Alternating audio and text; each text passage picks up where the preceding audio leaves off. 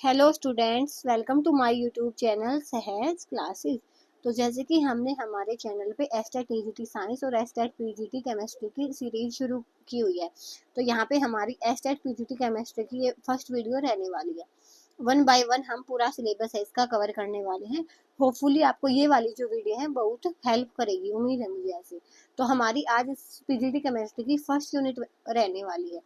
ये वाली यूनिट आपकी एस्टेट टीजीटी साइंस के लिए भी उतनी ही इम्पोर्टेंट है। तो मैं दोनों प्लेलिस्ट में इसको डालूंगी क्योंकि इसमें आता है हल्का फुल्का मोल कॉन्सेप्ट, और मोल कॉन्सेप्ट से एक क्वेश्चन हर बार टीजीटी साइंस में भी आता है। तो ये यूनिट पीजीटी के लिए तो है ही, उसके बाद ये टीजीटी के लिए भी उतनी ही इम्पोर्टेंट है।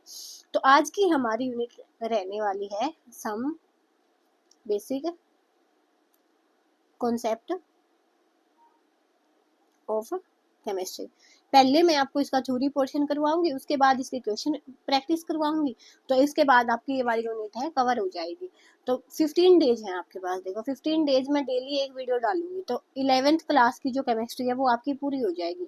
11th क्लास केमिस्ट्री आपकी पूरी हो जाएगी। बचेगी क्या फिर? 12th क्लास बचेगी आपकी। 12th क्लास वाली केमिस्ट्री बचेगी। अगर आपका अच्छा रिस्पॉन्स 11th वाली पे मिला तो ही मैं 12th वाली करवाऊंगी, अदरवाइज मैं नहीं करवाऊंगी। क्योंकि देखो अपने काम से हट के इन वीडियोस को बनाने में बहुत ज़्यादा टाइम लगता है। अब ये 1.5 घंटे की वीडियो होगी, 1.5-2 घंटे की, लेकिन इसमें टाइम है ना वो 3 से 4 घंटे लगता है, क्योंकि प्रिपरेशन भी करनी होती है, क्वेश्चन वगैरह भी सिलेक्ट करके लगाने होते हैं, स्लाइड लगानी होती है। तो कैसा रिस्पॉन्स रहेगा सारी चीज़ें उस पर डिपेंड रहेंगी। तो आज की हमारी यूनिट रहने वाली है some basic concept of chemistry. तो पहले इसके 2 पेज थे, वो बस जनरल वैसे ही थे, तो उनको आप पढ़ो। अगर पढ़ने आपने पढ़ लेना एनसीईआरटी से, अदरवाइज कोई नीड नहीं है। जितना मैं करवाऊंगी उतना आपके लिए काफ़ी है, उतना कर लेना, बहुत एनएफ से भी ज़्यादा हो जाएगा आपके लिए। तो जो चीज़ें मैंने हाईलाइट की हुई है ना, तो उतना भी करोगे आप तो बहुत ज़्यादा सही हो जाएगा आपके लिए। तो देखो, वैसे लाइन बाय लाइन मैं करवा ही देती हूँ इसको, और उसके बाद जो मेन मेन चीज़ें हैं वो बता दूंगी। Chemistry plays a central role in science and in often Chemistry plays a central role in science and is often intertwined with each other branches of science। कि क्या है, जो केमिस्ट्री है ना उसका साइंस में बहुत अच्छा खासा रोल है, और जो भी साइंस की अदर ब्रांचेज हैं उनके साथ भी क्या है, ये जुड़ी हुई है। Principle of chemistry are applicable in diverse areas such as weather patterns, functioning of brain, operation of computer, production in chemical industries, fertilizers में, alkali में, acid salt में, dyes में, polymer में। ये बताया हुआ है कि केमिस्ट्री है वो कहाँ कहाँ पे एप्लीकेबल होती है। उसके बाद क्या है कि जैसे ये हमारी इकोनॉमी में भी हेल्प करेगी, केमिस्ट्री है वो हमारी इकोनॉमी में भी हेल्प करती है। जो केमिकल्स वगैरह बनते हैं उससे जो फ़ायदा होगा, उससे जो भी वो बिकेंगे, उससे इकोनॉमी में भी हेल्प होएगी। और इसमें जो ह्यूमन नीड्स है, जैसे खाना बनाना हो गया, हेल्थ केयर प्रोडक्ट हो गए, उसमें भी इसकी वो होती है, हेल्पफुल होती है। ये फर्टिलाइजर्स बनाने में भी होती है, पेस्टिसाइड में, इंसेक्टिसाइड में। कहने की बात है कि केमिस्ट्री का हमारी डेली लाइफ में बहुत अच्छा खासा रोल है।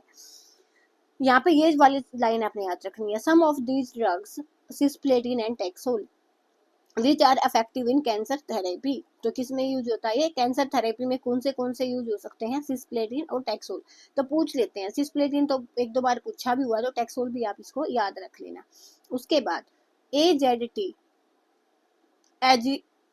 एजिडोथाइमिडीन is used for helping AIDS patient. तो पूछ सकते हैं कि एड्स पेशेंट के लिए कौन सा ड्रग है वो यूज किया जाता है? तो एजिडोथाइमिडीन यूज किया जाता है। ये जो एनसीईआरटी है ना, सारा क्वेश्चन आपका, सारा जो पेपर है आपका इससे ही बनता है, बस जो चीजें वो हमारे से स्किप हो जाती हैं।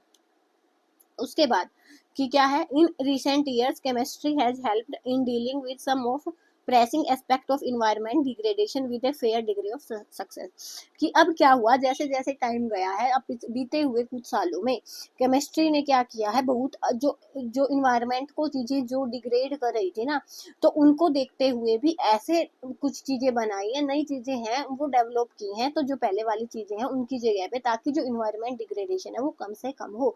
तो यही चीज़ यहाँ पे बोली गई है। Safer alternative to environmentally hazardous refrigerants like CFC chlorofluorocarbon responsible for ozone depletion in stratosphere. तो 3 चीजें याद रखना। ओजोन लेयर कहाँ पे होती है? स्ट्रेटोस्फेयर में होती है। ये वाले क्वेश्चन आते हैं, स्ट्रेटो वाले, ट्रोपोस्फेयर वाले कितने किलोमीटर इनका डिस्टेंस है, वो भी हम पढ़ेंगे आगे। तो क्या है कि पहले क्या होता था, रेफ्रिजरेंट में CFC यूज होती थी, क्लोरोफ्लोरोकार्बन यूज होती थी। अब उससे क्या होता था, उससे जो हमारी ओजोन लेयर है वो डिप्लेट हो जाती थी। तो उसके उसके स्थान पे भी, CFC के स्थान पे भी केमिस्ट्री ने अलग अलग जो सब्सटेंसेस हैं वो डेवलप किए हैं, ठीक है, तो सिंथेसाइज किए हैं। However many big environmental problem continuous to be matters of, एक मिनट इसको रेज करते हैं, grave concern to the chemist, कि जैसे जैसे हम केमिकल को यूज कर रहे हैं और उससे एनवायरनमेंट डिग्रेड हो रहा है, तो वो केमिस्ट के लिए भी एक अच्छी खासी प्रॉब्लम है। इसमें ऐसा कुछ है नहीं, तो आप पढ़ लेना। उसके बाद नेचर क्या होगा, मैटर। अब हम मैटर किसको बोलेंगे, एनीथिंग, कोई भी चीज है जो इसका मास होगा और वो स्पेस ऑक्यूपाई करेगी, उसको हम क्या बोलेंगे, मैटर बोलेंगे। Anything which has mass and occupy space, हमारे चारों तरफ, चाहे आपकी टेबल हो, चाहे आपका पेन हो, चाहे कॉपी हो, उसका कुछ ना कुछ मास होता है, कुछ ना कुछ वो स्पेस लेती है, जैसे आप उसको रखोगे। तो जब भी कोई ऐसा सब्सटेंस होगा, चाहे कुछ भी हो, जिसका मास होगा, स्पेस ऑक्यूपाई करेगा, उसको हम क्या बोलेंगे, मैटर है बोलेंगे। उसके बाद हमने मैटर की 3 स्टेट पढ़ी है, सॉलिड, लिक्विड एंड गैस। तो ये वाला चैप्टर है, देखो आपका पीजीटी केमिस्ट्री है ना, तो पीजीटी केमिस्ट्री में भी आपकी 9 वाली जो यूनिट है और 10 वाली यूनिट है वो आएंगी। तो 9th और 10th की केमिस्ट्री भी मैं करवाऊंगी साथ में, वो दोनों के साथ में कंबाइन हो जाएगी, 9th और 10th दोनों की एक क्लास वही सेम हो जाएगी, तो वो साथ के साथ हो जाएगी। तो उसमें भी एक हमारी यूनिट है, जो सबसे फर्स्ट यूनिट है, मैटर वाली यूनिट है, जो फर्स्ट यूनिट है, जो हमारी क्लास 9th की फर्स्ट यूनिट है, उसमें भी ये जो मैटर की स्टेट है वो बताई गई है, सॉलिड, लिक्विड और गैस, ये वाली जो स्टेट है उसमें डिस्कस की गई है। तो वही चीज यहाँ पे है। अब हम इस लेवल पे आए हैं तो हमें पता होता है क्या कि 3 स्टेट हमारे पास होती है, कौन सी, solid, liquid, gas. Fourth state matter की प्लाज्मा है, फिफ्थ है जो वो बोस-आइंस्टीन कंडेंसेट है, कंडेंसेशन है, तो वो वहाँ पे हम पहले पढ़ के आए हैं 9th क्लास में, वो वहाँ से वीडियो मैं वो प्लेलिस्ट में इसमें भी डाल दूंगी वो। तो देखो, सॉलिड, लिक्विड और गैस होते हैं। सॉलिड में क्या होता है, इनकी डेफिनेट शेप होती है। शेप डेफिनेट कैसे, जैसे आपके पास कोई पेन है, तो उसकी जो शेप है आप उसको दबा के चेंज नहीं कर सकते, जैसी शेप है उसकी वैसे ही रहेगी, चाहे आप उसको कहीं पे भी रखो, डेफिनेट शेप होती है। डेफिनेट वॉल्यूम होता है कि उतना ही वॉल्यूम लेगा ये, चाहे आप कहीं पे भी रख दो उसको। लेकिन लिक्विड में क्या हो जाएगा, अब देखो 10 ml पानी लिया है मैंने, 10 ml वाटर लिया है मैंने, चाहे मैं उसको इस जग में रखूं छोटे वाले में, चाहे इस बड़े वाले जग में, है तो 10 ml ही, तो वॉल्यूम क्या होएगा, डेफिनेट होएगा। लिक्विड में वॉल्यूम डेफिनेट। लेकिन जब बात शेप की आएगी, तो अब तो ये पानी इतने में आएगा, छोटे बीकर है, अगर मैंने बड़ा ले लिया तो वो इतने में आ जाएगा, तो जो ये लिक्विड है उसकी शेप तो चेंज हो गई ना, तो जो इसकी शेप क्या होगी, इनडेफिनेट होगी। उसके बाद आती है गैस की प्रॉपर्टी। गैस में ना तो वॉल्यूम डेफिनेट होता है और ना ही शेप डेफिनेट होती है। कैसे, अब गैस का क्या चक्कर है कि अगर आपने इतने से बर्तन में गैस को बंद करके रखा है, उसके बाद आप इसको इतने बर्तन में रखोगे तो वो इतने में भी फैल जाएगी, तो देखो यहाँ से इसकी शेप भी चेंज हो गई और वॉल्यूम भी तो चेंज हो गया ना, तो वॉल्यूम भी चेंज हो गया, तो इसमें कुछ भी चीज है वो डेफिनेट नहीं होती है। तो यहीं पे यही चीज बताई है, देखो solid have definite volume and definite shape, solid की डेफिनेट वॉल्यूम होती है, डेफिनेट शेप होता है। Liquid have definite volume, volume definite होता है लेकिन शेप लिक्विड की डेफिनेट नहीं होती। They take the shape of container in which they are placed, जिस भी कंटेनर में हम उसको डालते हैं वो उसी की शेप है वो ले लेते हैं। तो ये चीज बताई गई है क्या, सॉलिड, लिक्विड, गैस के बारे में। Gases have neither definite volume nor definite shape, ना तो उनका वॉल्यूम डेफिनेट होता है ना उनकी शेप डेफिनेट होती है। They completely occupy the space in the container in which they are placed, कि जिस भी कंटेनर में हम डालेंगे उसको वो उसमें पूरे में ऑक्यूपाई हो जाएंगे। उसके बाद ये तीनों हैं जो स्टेट वो इंटर कन्वर्टेबल है। कैसे, मैं एस से लिखूंगी सॉलिड, एल से लिखूंगी लिक्विड और जी से लिखूंगी गैस। अगर हमने सॉलिड को लिक्विड में बदलना है तो इस वाले प्रोसेस को हम क्या बोलते हैं, मेल्टिंग, मेल्टिंग बोल लो या तो फ्यूजन बोल लो, ठीक है। और लिक्विड से वापस सॉलिड में बदल गया तो इस प्रोसेस को हम क्या बोलते हैं, फ्रीजिंग। उसके बाद लिक्विड से गैस में बदलेगा, लिक्विड से वो गैस में बदलेगा तो उसको हम बोलते हैं क्या, वेपराइजेशन या इवेपोरेशन। और गैस से लिक्विड में बदलेगा तो उसको हम क्या बोलेंगे, कंडेंसेशन, कंडेंसेशन। और उसके बाद अगर ये है जो सॉलिड से डायरेक्ट गैस में बदल जाएगा, तो उसको हम क्या बोलेंगे? सब्लिमेशन। अगर जो भी सब्सटेंस हमने लिया वो गैस से डायरेक्ट सॉलिड में बदल जाएगा तो उसको हम क्या बोलेंगे? डिपोजिशन। तो ये वाले आपने याद रखने हैं, ठीक है। तो यही चीज यहाँ पे बताई गई है कि जो स्टेट्स ऑफ मैटर क्या है, इंटर कन्वर्टेबल है, कि सॉलिड से अगर सॉलिड को हीट करोगे तो वो लिक्विड में चेंज हो जाएगा, जिसको हम इवेपोरेशन बोलेंगे। लिक्विड को कूल करोगे तो सॉलिड हो जाएगा, जिसको हम क्या बोलेंगे? फ्रीजिंग बोलेंगे। ऐसे ही लिक्विड को हीट दोगे तो वो गैस बदल जाएगी, इवेपोरेशन बोल देंगे उसको हम। यहाँ पे मैंने इवेपोरेशन बोल दिया, सॉरी। यहाँ पे क्या हो जाएगा? मेल्टिंग हो जाएगा या तो फ्यूजन हो जाएगा। इवेपोरेशन होगा लिक्विड से गैस में बदलना, और गैस से लिक्विड में बदल जाएगा तो क्या हो जाएगा? Condensation. Direct solid to gas क्या हो जाएगा? सब्लिमेशन। और गैस से सॉलिड क्या हो जाएगा? डिपोजिशन हो जाएगा। उसके बाद हमारे पास आया क्लासिफिकेशन ऑफ मैटर। तो देखो मैटर का क्लासिफिकेशन क्या है कि दो चीजें होती है इसमें। एक होता है, कहाँ पे लिखी इसको, मैटर है, दो चीजें हम यहाँ पे पढ़ेंगे। एक होता है प्योर सब्सटेंस और एक होता है क्या? मिक्सचर। प्योर सब्सटेंस में क्या आता है? कंपाउंड आते हैं और एलिमेंट आता है।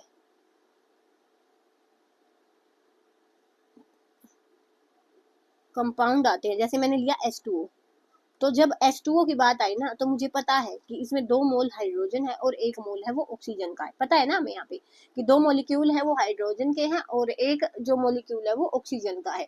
इतना हमें पता है, मतलब फिक्स है ये चीज, हमें पता है, तो इसीलिए हम इसको क्या बोलेंगे? प्योर सब्सटेंस बोलेंगे। कंपाउंड में और मिक्सचर में एक चीज आपने छोटी सी डिफरेंस है वो याद रखना है।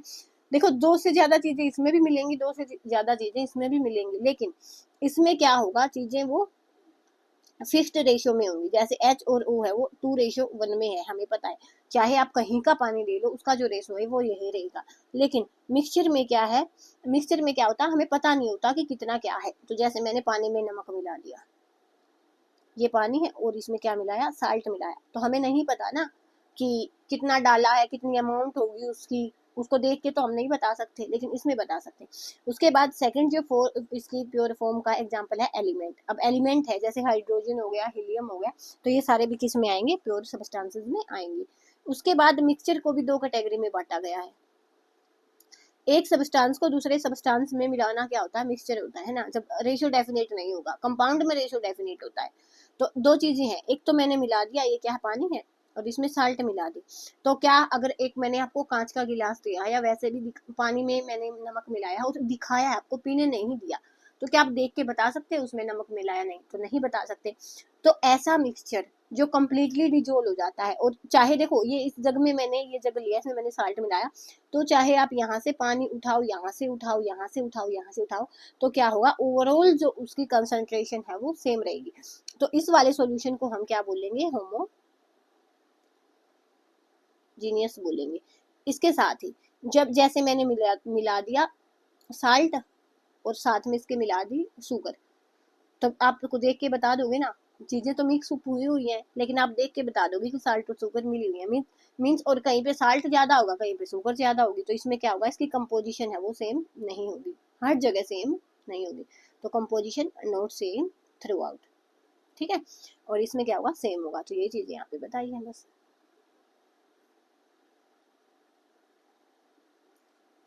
मिक्सचर क्या होगा?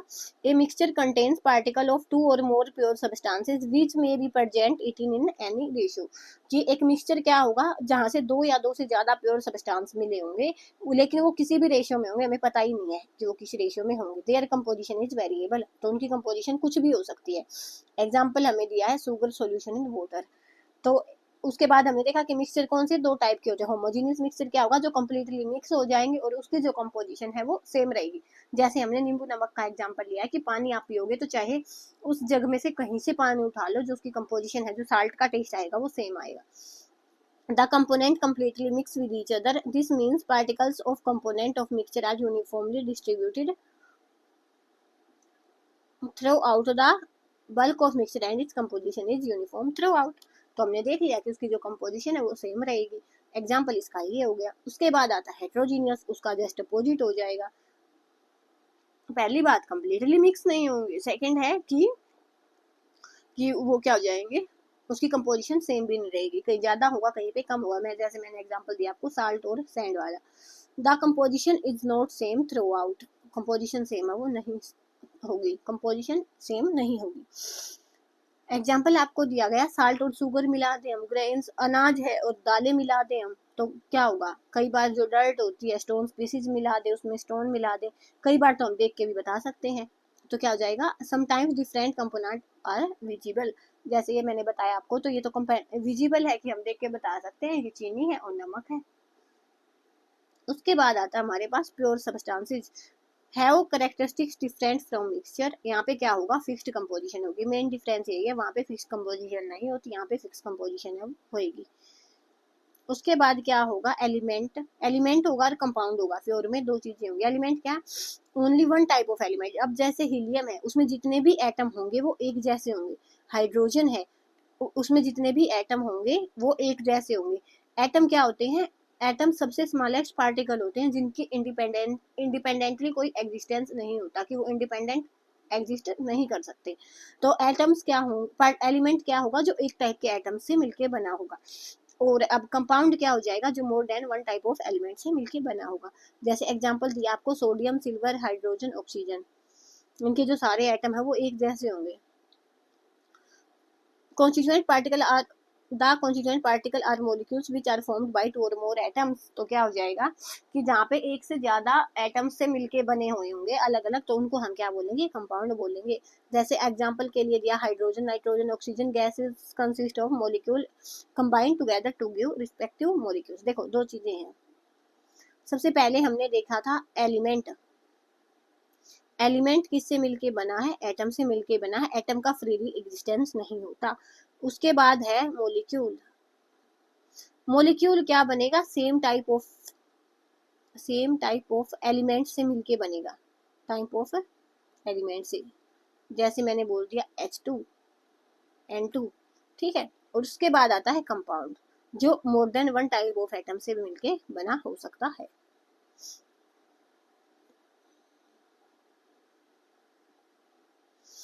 when two or more atoms of different element, कि जो एटम होंगे वो अलग अलग एलिमेंट के होंगे, कंबाइन करेंगे तो ये क्या हो जाएगा, कंपाउंड हो जाएगा। लेकिन यही चीज हमने यहाँ पे देखी थी कि जब सेम टाइप ऑफ जो एटम्स है वो कनेक्ट होंगे, दो या दो से ज्यादा एटम्स हैं वो जुड़ेंगे, मतलब सेम टाइप ऑफ एटम जुड़ेंगे, तो उनको हम क्या बोलेंगे, मोलिक्यूल्स बोलेंगे, ठीक है। तो मोलिक्यूल जैसे हमारे पास O2 हो गया, O3 हो गया, N2 हो गया, ये किसके एग्जाम्पल हो जाएंगे, मोलिक्यूल्स के। और जब यहाँ पे क्या होगा कि एटम्स कंबाइन होंगे ना, वो अलग अलग एलिमेंट के होंगे, तो उस टाइम पे हम इसको क्या बोलेंगे, कंपाउंड बोलेंगे। और can't be separated into simpler substance by physical method. अब ऐसा नहीं है, मैंने यहाँ पे CO2 रखी, आप पकड़ के C को अलग ले जाओ, ऑक्सीजन को अलग ले जाओ, तो हम ऐसा नहीं कर सकते ना। तो इस क्या होगा कि जो भी हमारे कंपाउंड होंगे उनको हम सिंपल फिजिकल मेथड से सेपरेट है वो नहीं कर सकते हैं। उसके बाद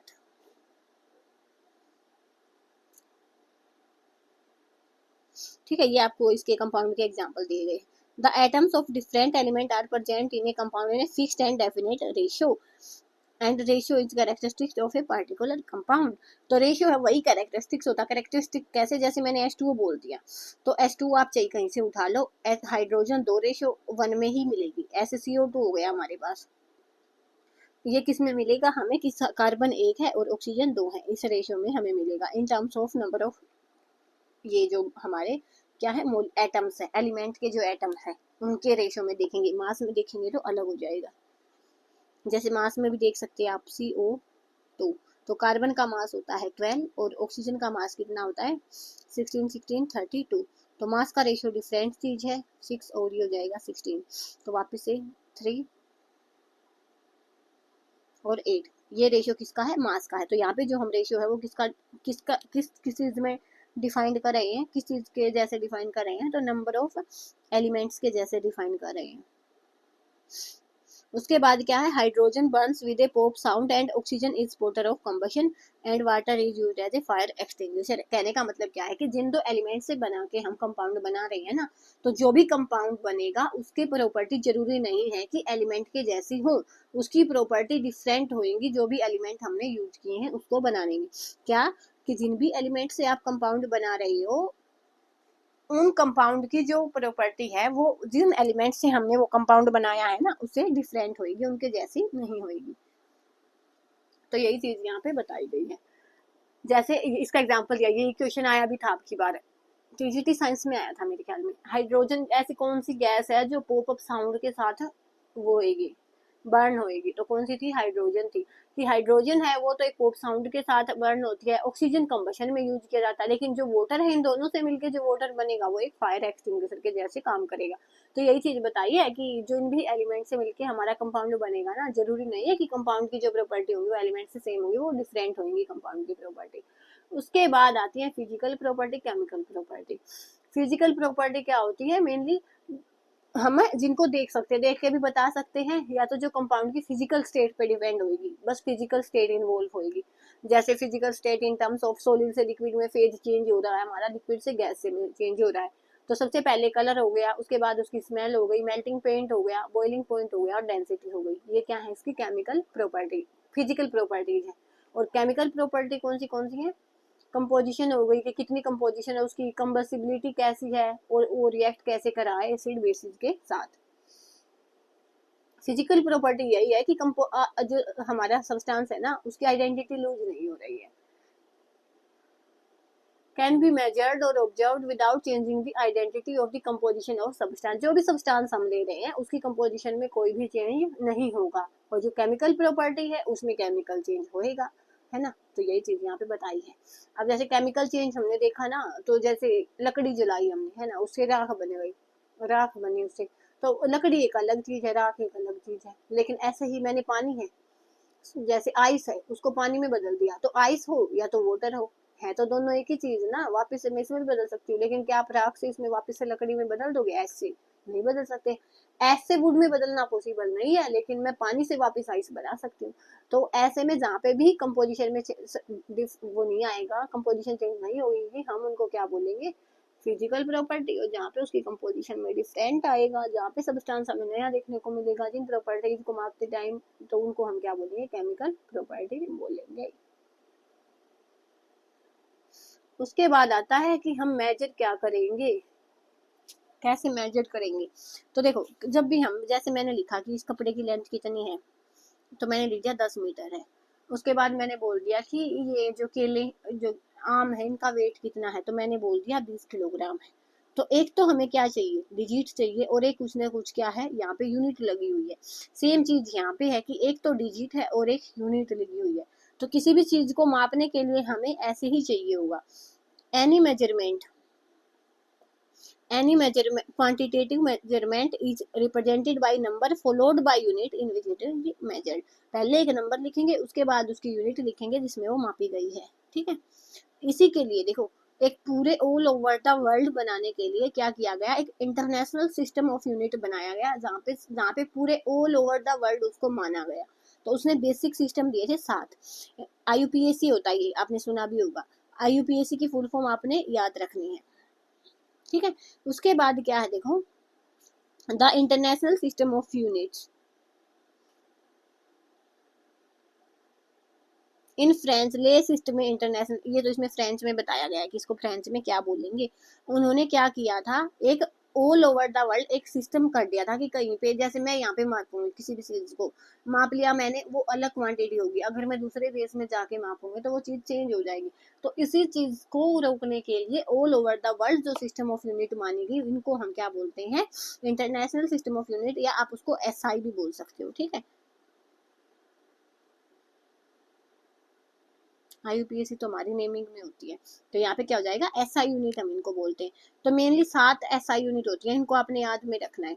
लेंथ की क्या होगी? मीटर होगी। मास की किलोग्राम, टाइम की सेकंड, करंट की एम्पियर, टेम्परेचर की केल्विन, जो सब्सटेंस को मापते हैं उसके अमाउंट की मोल, ल्यूमिनस इंटेंसिटी की कैंडेला। तो ये आपने याद रखना है, इनके सिंबल है, ठीक है।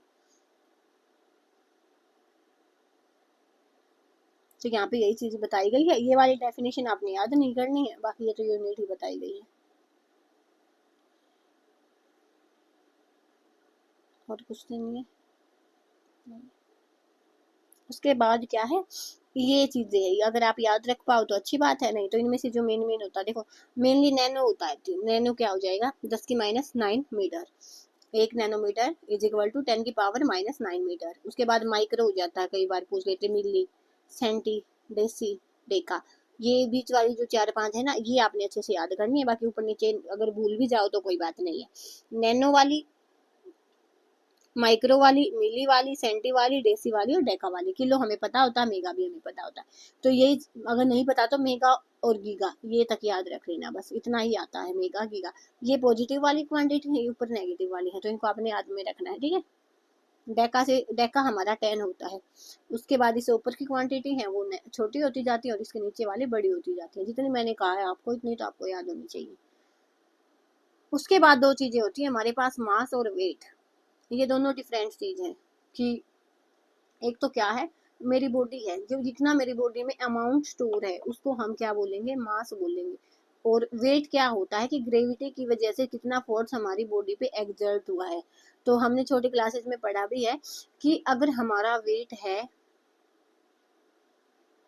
वो, इस पे अर्थ पे हमारा वेट मान लिया मैंने कितना है, 60 किलोग्राम है, ठीक है। तो वो जो हमारा वेट है वो मून पे कितना हो जाएगा, 10 किलोग्राम हो जाएगा। तो इतना डिफरेंस हो जाएगा, क्यों, क्योंकि ग्रेविटी का फर्क है। जो ग्रेविटी है मून की, जो ग्रेविटी ऑफ मून है वो ग्रेविटी ऑफ अर्थ के 6 टाइम्स है, 1/6 टाइम्स है। तो इतना डिफरेंस होता है। तो इसलिए अब मून पे जाके आपने देखा होगा ना, एस्ट्रोनॉट है वो लंबी लंबी छलांग लगा सकते हैं या बैलून के जैसे उड़ सकते हैं। तो वेट के कारण होता है। अब जैसे 45 किसी का वेट है, 48 किसी का वेट है, तो मून पे गया तो उसका कितना हो जाएगा, 8 किलोग्राम ही वेट रह जाएगा। तो क्या होगा, मास कभी चेंज नहीं होता, लेकिन जो वेट है वो चेंज होता है। Mass of a substance is amount of matter present in it. Mass क्या होगा, जो अमाउंट उसमें प्रेजेंट है। While weight is the force exerted by gravity on an object. लेकिन फोर्स क्या है कि ग्रेविटी की वजह से कितना फोर्स लग रहा है। The mass of a substance is constant, कि मास चेंज नहीं होता, लेकिन वेट है वो ग्रेविटी की वजह से चेंज होता रहता है, जैसा कि मैंने आपको बताया। अब मास है, उसकी जो एसआई यूनिट है वो क्या है, किलोग्राम है। उसके बाद क्या है, वॉल्यूम आप किसको बोलोगे, कि जो वॉल्यूम क्या हुआ, amount of space occupied by ये सब्सटेंस। जो भी अमाउंट है सब्सटेंस का, उसने कितना स्पेस ऑक्यूपाई किया उसको आप वॉल्यूम बोलोगे, और उसकी जो यूनिट क्या हो जाएंगी, लेंथ की क्यूब, ठीक है।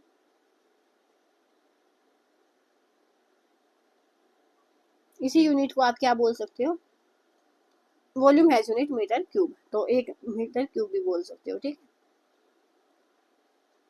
ये वाली चीज आपने याद रखनी है, ठीक है, वाली ये याद रखना आपने। 1 मीटर क्यूब है किसके इक्वल होता है, 1000 लीटर के इक्वल होता है। 1 मीटर क्यूब है वो 1000 लीटर के इक्वल होता है। 1 लीटर में 1000 ml होते हैं, और 1000 सेंटीमीटर क्यूब है वो 1 डेसीमीटर क्यूब के इक्वल होता है। ये चीज याद, यहाँ से ये याद रख लेना, बाकी सारी चीजें आप निकाल लोगे। उसके बाद क्या है, वॉल्यूम ऑफ लिक्विड और solution can be measured by graduated cylinder, burette and pipette. A volumetric flask is used to prepare known volume of solution. कुछ नहीं है कि लैब में हम क्या करते हैं, ऐसे वॉल्यूम को मापते हैं ब्यूरेट की हेल्प से, या तो पिपेट की हेल्प से, या तो फिर ये सिलेंडर है इसकी हेल्प से, या तो फ्लास्क की हेल्प से। ये तो वेट मापने के इंस्ट्रूमेंट होते हैं लेबोरेटरी में। उसके बाद डेंसिटी क्या होती है, मास बाई वॉल्यूम। अब मास को हम किस में मापते हैं, किलोग्राम में। वॉल्यूम को हम किस में मापते हैं, लेंथ की क्यूब में, तो मीटर क्यूब। तो डेंसिटी की यूनिट क्या हो जाएगी, किलोग्राम पर मीटर क्यूब है वो हो जाएगी। तो यही चीज यहाँ पे बताइए। डेंसिटी क्या बताएगी, देखो कितने क्लोजली कितना उसका मास ज्यादा है। अगर मास ज्यादा है, वॉल्यूम कम है, देखो डेंसिटी में क्या होगा, डेंसिटी है मास बाई वॉल्यूम, तो मास के डायरेक्टली प्रोपोर्शनल है, वॉल्यूम के इनवर्सली प्रोपोर्शनल है। तो जितना ज्यादा मास होगा उतनी ज्यादा डेंसिटी होगी, जितना वॉल्यूम कम होगा उतनी ज्यादा डेंसिटी होगी। कि वॉल्यूम को हमने कम रखना है और मास को ज्यादा रखना है, तो जो भी पार्टिकल्स होंगे वो हमारे पास पास आ जाएंगे। तो डेंसिटी बताती क्या है, डेंसिटी यही बताती है। Density of a substance tells us about how closely its particles are packed. If density is more, it means particles are more closely packed. Density जितनी ज्यादा, मास उतना उसका ज्यादा होगा, वॉल्यूम उसका उतना कम होगा, और जो हमारे पार्टिकल्स हैं वो क्लोजली पैक्ड हो जाएंगे। उसके बाद ये फॉर्मूले आपने याद रखने हैं। कि अगर किसी भी टेम्परेचर को अगर आपने फ़ारेनहाइट में बदलना है तो वो क्या हो जाएगा 9/5 डिग्री सेल्सियस प्लस 32। अगर केल्विन से डिग्री सेल्सियस से केल्विन में बदलना है तो हम 273.15 होता है, लेकिन 273 है इन जनरल ऐड करते हैं। कैसे? मैंने बोल दिया आपको कि 25 डिग्री सेल्सियस टेम्परेचर है, चेंज इट इन केल्विन, तो केल्विन में कैसे बदलोगे इसको? 273 ऐड करोगे और ये हो जाएगा 298 केल्विन। अब मैंने आपको बोल दिया कि टेम्परेचर है 298 केल्विन, इसको आप बदलो फ़ारेनहाइट में, तो कैसे बदलोगे? पहले हम इसको डिग्री सेल्सियस में बनाएंगे। अब पहले हमने ऐड किया तो अब हम 298 में से 273 है वो घटा देंगे।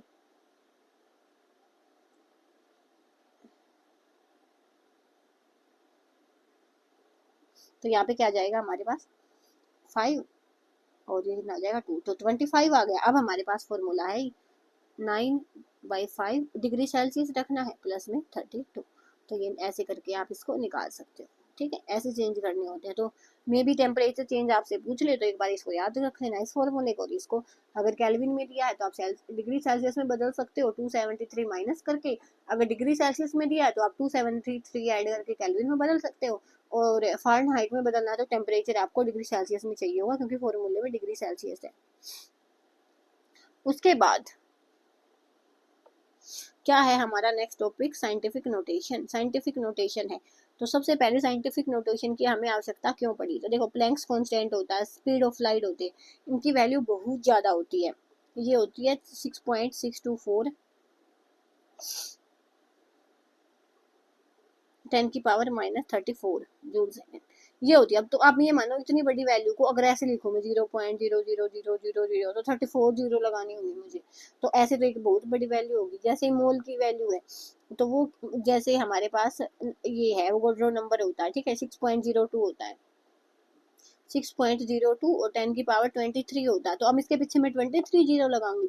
तो इसलिए क्या किया जाता है, हम क्या लिखते हैं, एक्सपोनेंशियल नोटेशन लिखते हैं कि हमने हमारा नंबर लगाया और 10 की पावर में इसको लगा देंगे और जो हमारा एन होगा वो डिजिट नंबर होगा।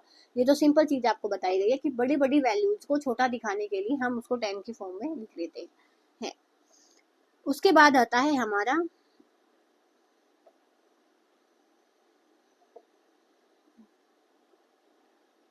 क्या कि मल्टीप्लीकेशन और डिवीजन। तो सीधी बात है, तो आपको पता ही होगा। देखो मल्टीप्लीकेशन में क्या होता है, अगर बेस सेम है तो पावर ऐड हो जाती है, इन दोनों की अलग मल्टीप्लाई होगी। ये 10 है, इनकी पावर ऐड होके क्या हो जाएगी 13 हो जाएगी। ठीक है, ऐसे यहाँ पे हो जाएगा, ये -2 है, ये -6 है, तो ऐड होके -8 हो जाएगा।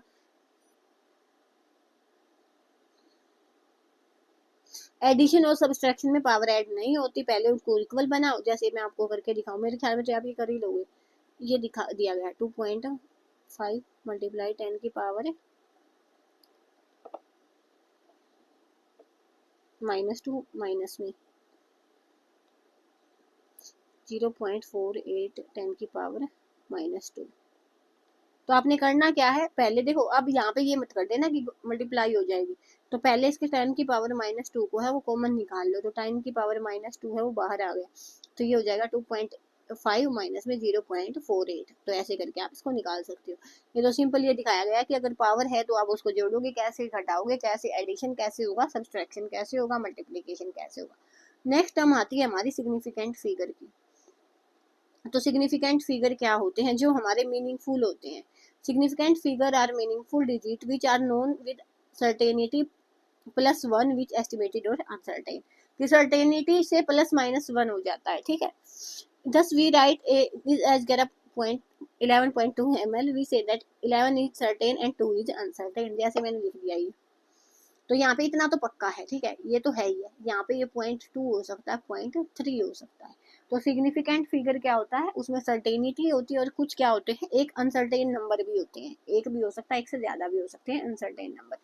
मेनली हम जो लास्ट नंबर होता है उसको ही अनसर्टेन मानते हैं, बाकी हमारे क्या होते हैं, सर्टेन होते हैं। ठीक है, लास्ट वाला जो नंबर होता है ना उसमें अनसर्टेनिटी होती है। तो अब हम देखेंगे क्या सिग्निफिकेंट फिगर क्या होगा, कि जितने भी सबसे पहले देखो, जल्दी जल्दी देखते हैं इनको। तो तो ये वाली जो वीडियो है ना मैं रात के टाइम रिकॉर्ड करती हूँ, तो आप सोच के देखो कितना टाइम लगता होगा। All non zero digit are significant, कि जितने भी नॉन जीरो डिजिट होंगे वो क्या होंगे, सिग्निफिकेंट होंगे। जैसे 285 है तो इसमें कितने हो जाएंगे, 1 2 3, तो कितने सिग्निफिकेंट फिगर हैं, 3 हैं। लेकिन यही 0.25 हो गया, तो देखो वैसे तो हम अगर कैलकुलेशन करते तो हम बोलते हैं कि जीरो, जैसे मैंने ये लिख दिया, वैसे तो अगर बात होगी ना तो हम बात है कि ये जीरो तो वही काउंट होएगी। और अगर मैं इसको ऐसे लिख दूं 250, ठीक है, और एक मैंने लिख दिया इसको ऐसे 25.0, तो होगा क्या देखो। हम बोलते हैं ये वाली जीरो नहीं मानते इस हम। वैसे अगर मैं आपको सिग्निफिकेंट फिगर एक बार भूल जाओ, अगर मैं आपको पूछूं ना तो आप ये बोलोगे कि मैम ये 25 है, तो इस जीरो को हम ले ना ले कोई डिफरेंस नहीं बनता है इसका, है ना। लेकिन इस वाली जीरो डिफरेंस क्रिएट करे, लेकिन सिग्निफिकेंट फिगर में इसका उल्टा मान लो, आप ऐसे बोलो जो है ना हम इन जनरल सोचते हैं उसका उल्टा हो जाएगा। सिग्निफिकेंट फिगर में ये वाली जीरो है वो नहीं मानी जाएगी, और ये वाली जीरो है जो इसके बाद लगी है, पॉइंट के बाद इधर वाली जीरो है वो कैलकुलेट होगी। तो यही चीज यहाँ पे बताई गई है। तो सबसे पहली एक बार हमने देख लिया कि जितने भी नॉन जीरो डिजिट होंगे वो क्या होंगे, सिग्निफिकेंट होंगे। Zero preceding to the first non zero digit are non significant, कि अगर हमारे पास पहले जितनी भी जीरो लगेंगी वो सिग्निफिकेंट नहीं होंगी। जैसे ये 0.03 है तो ये भी सिग्निफिकेंट नहीं होगी, ये भी नहीं होगी, अकेला एक 3 ऐसा नंबर है जो सिग्निफिकेंट होगा। यही चीज मैंने बताई कि वैसे तो हम बोल देंगे कि मैम इसको तो हम 3 नहीं लिख सकते, 0.03 है, लेकिन ये 3 हम लिख सकते हैं, तो इसमें सिग्निफिकेंट नहीं होनी चाहिए, लेकिन इसमें सिग्निफिकेंट होती है, इसमें सिग्निफिकेंट होती नहीं है। उसके बाद क्या है, zero between two non digit number, अगर दो नॉन डिजिट के नंबर हैं उनके बीच में जो भी जीरो आएगी वो क्या होगी, काउंटेबल होगी। तो 1 2 3 4, यहाँ पे जो सिग्निफिकेंट फिगर हो जाएंगे कितने हो जाएंगे, 4 हो जाएंगे। जीरो एट द एंड और right of a number are significant, right hand side वाली जीरो है वो काउंट होगी। जैसे यहाँ पे देखो ये वाली, इस साइड वाली जीरो काउंट नहीं है, इस साइड वाली 1 2 3, लेकिन ये डेसिमल होना जरूरी है इसके लिए, कि डेसिमल के बाद वाली जीरो काउंट होनी जरूरी है। डेसिमल के बाद वाली जीरो भी तभी काउंट होगी जब उसके बाद उससे पहले कोई डिजिट आया हो। कैसे, मैं पता नहीं आपको पजल नहीं करता। देखो सबसे पहले तो नंबर काउंट होंगे, जैसे इसमें कितने हैं, 3 है। उसके बाद केस है मेरे पास ये 0.503, 0.00530। उसके बाद है 0.05, ठीक है। तो इनमें देखो होता क्या है, ये इधर वाली जीरो तो काउंट ही नहीं होती, लेफ्ट हैंड साइड वाली को तो भूल जाओ, राइट साइड हाइड वाली काउंट होती है। तो 1 2 3 इसमें 3 हो जाएंगे। अब इसमें ये वाली जीरो तो काउंट नहीं होंगी, तो इसमें 1 2 3 ये हो जाएगा 3। लेकिन ये देखो डेसिमल के बाद वाली जीरो काउंट नहीं होगी जब तक इसके आगे कोई भी डिजिट नहीं आएगा। तो अगर यहाँ पे 50 होता तो यहाँ पे 2 हो जाते, अब यहाँ पे जीरो नहीं है तो एक ही सिग्निफिकेंट फिगर होगा। तो यही चीज यहाँ पे बताई।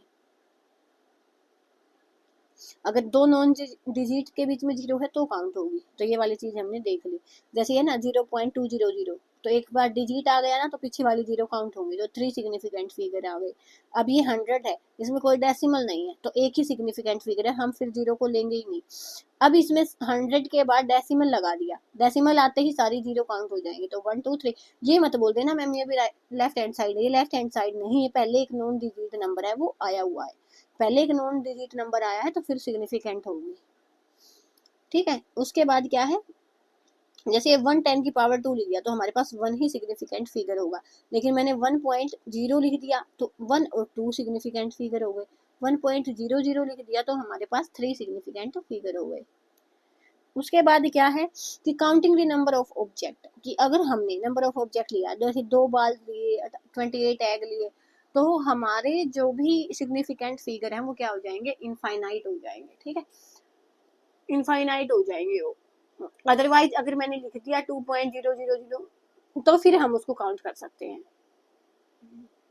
ठीक है। अगर मैंने लिख दिया कि 20 एग्स तो हमारे पास इनफाइनाइट होंगे। अगर मैंने लिखा 2 तो हमारे पास एक सिग्निफिकेंट नंबर है अकेला। अगर मैंने लिख दिया 2 पेन तो पेन हो गई, थिंग्स हो गई, तो हमारे पास इनफाइनाइट हो जाएगी। अगर मैंने लिख दिया 2.00 तो हम इनको काउंट करेंगे, 1 2 3 सिग्निफिकेंट फिगर हो गए। तो ऐसे करके आपने करना है।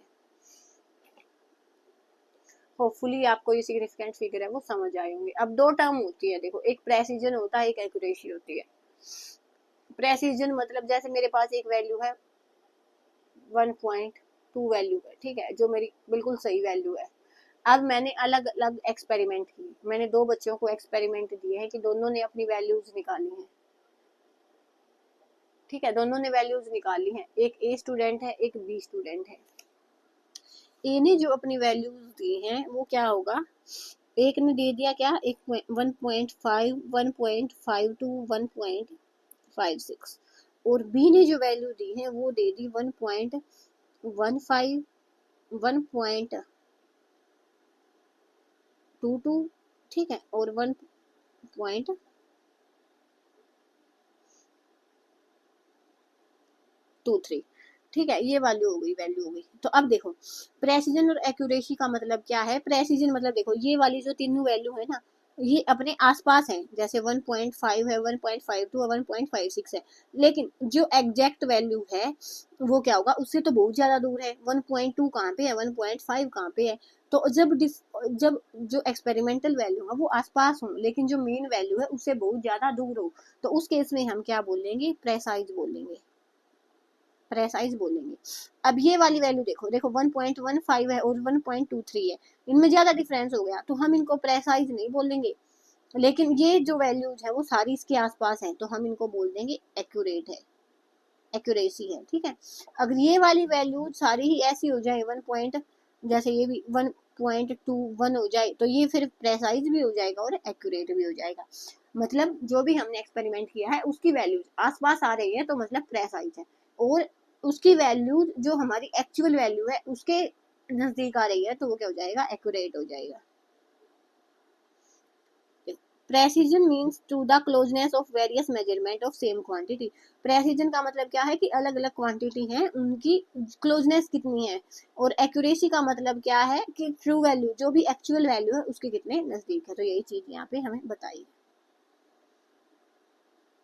उसके बाद क्या है, ये एडिशन सब्सट्रैक्शन, कुछ नहीं करना आपने, जब भी हमारे पास एडिशन सब्सट्रैक्शन का सिग्निफिकेंट नंबर आपसे पूछा जाएगा तो हमने ऐड करना है, और जितने भी नंबर आपने ऐड किए हैं उनमें देखना है कि सबसे कम सिग्निफिकेंट फिगर किस में है, और उतने ही सिग्निफिकेंट फिगर तक आपने फिर आंसर निकालना है, बस ये चीज याद रखना है।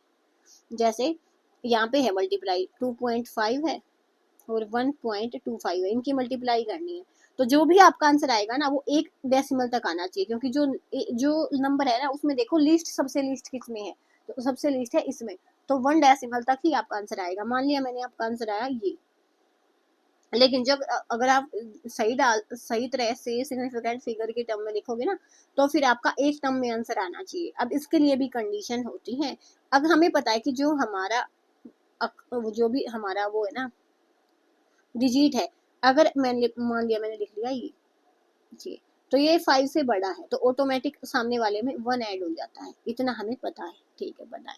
उसके बाद लेकिन कंडीशन कहाँ पे खराब होती है, जब यहाँ पे 1 पॉइंट क्या हो जाए 3-4 हो जाए, तब आप क्या करोगे, तब हम करेंगे कि जब अगर वो उसमें छोटा है, हमारे जो प्रेसिडिंग डिजिट है वो छोटा है, तो क्या हम करेंगे, उसमें कोई चेंज हम नहीं करेंगे। क्या देखना आपने, अगर 5 से बड़ा है तो हम पहले वाले में एक ऐड करेंगे, फिर ये 1.3 ही ऐड हो जाएगा, फिर हम इसमें कोई भी चेंज है वो नहीं करेंगे, ठीक है, अगर वो 5 से छोटा है। लेकिन कंडीशन तब आएगी, यहाँ पे नहीं बिगड़ेगी कंडीशन, तो तब बिगड़ेगी जब यहाँ पे 5 आ गया। हमने देख लिया कि अगर 5 से बड़ा है तो पहले वाले में एक ऐड हो गया, अगर 5 से छोटा तो कोई चेंज ही नहीं आएगा, और अगर 5 ही आ गया तब क्या करोगे, अगर वो 5 आया तो अगर पहले वाला आपका ओड नंबर है तो वो चेंज होके इवन में चेंज हो जाएगा, जैसे ये था, तो यहाँ पे 5 आया तो ये किस में चेंज हो ही जाएगा, 1.4 में चेंज हो जाएगा। लेकिन अगर इसके प्लेस पे 1.45 होता तो फिर ये चेंज नहीं होगा। अगर इससे पहले जो भी नंबर आएगा वो इवन है तो उसमें कोई चेंज नहीं होगा, तो वो एज इट इज रहेगा। लेकिन अगर इससे पहले वाला जो नंबर आया वो ओड है तो उसको आप इवन बनाओगे, उसमें एक ऐड करोगे। तो यही चीज यहाँ पे बताई है। If the right most digit to be removed is more than 5, तो पहले वाले में एक ऐड करो, जैसे 386 है, 6 है, 5 से बड़ा तो 1.39 हो जाएगा। If the right most digit to be removed is less than 5, less than 5 है तो एज इट इज लिखो, कोई चेंज नहीं आएगा। 4.334 था, 4 हटा दिया, ये बच गया। लेकिन अगर 5 ही आ गया तो क्या करोगे, 5 आ गया तो इवन ये मानो कि अगर 5 आया तो इवन नंबर हमने बनाना इससे पहले वाला, ऑड है तो उसमें एक ऐड करो उसको इवन बनाओ, और इवन है तो उसको वैसे ही छोड़ दो। 6.35 है तो देखो 6.35 है तो 3 क्या है, ओड है तो हम इसको क्या बनाएंगे, इवन बनाएंगे, तो ये क्या हो जाएगा 6.4। लेकिन 6.25 2 पहले से ही इवन है तो हम इसको 6.2 पे छोड़ देंगे, बस यही चीज है। उसके बाद क्या है, there is a need to convert unit from one system to unit method. देखो यूनिट मेथड है, यहाँ तक आए हो तो मैं मानती हूँ आपको आता हुआ, तो मैं ये नहीं करवाऊंगी क्योंकि वीडियो फिर ज्यादा लंबी हो जाएगी। हमें पता है, सबको पता है ना 1 किलोग्राम में कितने ग्राम्स होते हैं, 1000 ग्राम होते हैं। नहीं पता 1 लीटर में कितने मिलीलीटर होते हैं, 1000 ml होते हैं। अब मैं बोलूंगी आपको कि 5 लीटर है, उसको ml में बदलो तो आप 1000 से मल्टीप्लाई करोगे। अगर मैं बोल दूंगी 5 ml है, उसको लीटर में बदलो तो आप 1000 से डिवाइड कर दोगे। तो ये चीजें आपको सारी पता है, तो इस वाले पेज पे हम टाइम वेस्ट नहीं करेंगे।